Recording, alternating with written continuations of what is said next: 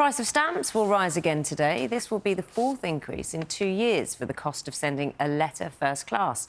A first-class stamp will cost 10 pence more, now priced at £1.35. A second-class stamp is also going to increase by 10 pence to 85 pence. Emily Brown reports.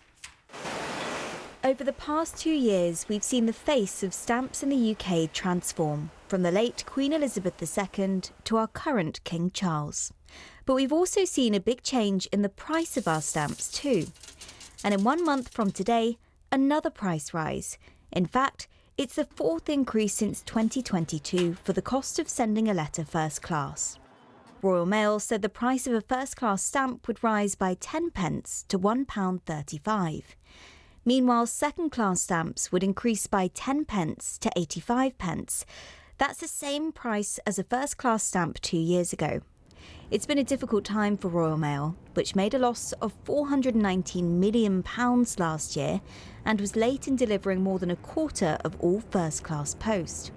And Royal Mail could be allowed to scrap Saturday postal deliveries as part of a review by Ofcom, which will outline how the company can save hundreds of millions of pounds. Ofcom, the regulator, has to hold Royal Mail to account, actually start fining it properly when it misses these targets. And it can't be right that the company is just increasing prices when they're failing so badly on deliveries. Royal Mail said it considers price changes very carefully, but costs have increased due to a dramatic reduction in letter volumes over recent years. The company said that adults typically spend less than £7 a year on stamped letters, and the cost of stamps remained below European averages. The changes will come into effect from the 2nd of April, so you still have 4 weeks to beat yet another hike. But the question remains, is it the last post for our letters?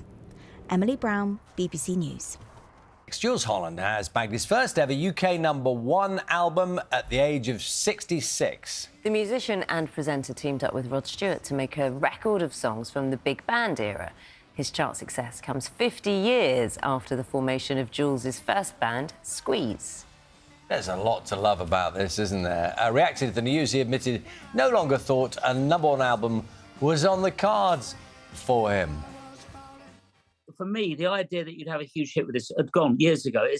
That's why it really does mean more to me. I want to thank all of the people who bought this, or even if they haven't bought it, if they've just listened to it and had a dance, that makes me happy. But the fact it's gone to #1 is great, and that's all the more important why it's so wonderful that Rod has shone the light on this type of music, because he could have easily shone the light on something else, but he's shone it on this, and it's great music, and that's why I can't believe it. It can't be happening to me. Couldn't have happened to a nicer guy, actually, could Absolutely. it? Rod Stewart does know how well it feels to top the charts. Following his latest success, he's reflected back on his first ever #1 album. I remember I was driving along in my nice Bentley, and I had a Bentley because of the Faces before Maggie May, and every picture, I was driving down St John's Wood, and of course it came on the radio, in the afternoon that the album was #1 and also #1 in America. And I drove around, went all the way back to my mum and dad's house and gave them a good hug, and we all had a big cry together. I remember it like it was yesterday. They're both gone now, but they're looking down and pleased with their boy. Those are two really, really good guys, aren't they? And the talent that they bring together, that's nice. It is a Saturday, and it is 17 minutes past 6. Have a look at some of the papers for you, some of the front pages this morning. A lot of those front pages focusing on Rishi Sunak's warning that extremist groups are trying to tear Britain apart. These are his words. The Times quotes Mr Sunak's address from outside Number 10, where he called for the country to banish this hatred from our streets. The I paper leads with an apology by Labour leader Sir Keir Starmer after George Galloway's victory in a previously Labour-held seat in the Rochdale by-election. The Mirror reports that Jerry Horner is flying to join her husband, Red Bull Formula One boss Christian Horner, in Bahrain for a show of solidarity, amid what the paper claims is fears for her own reputation.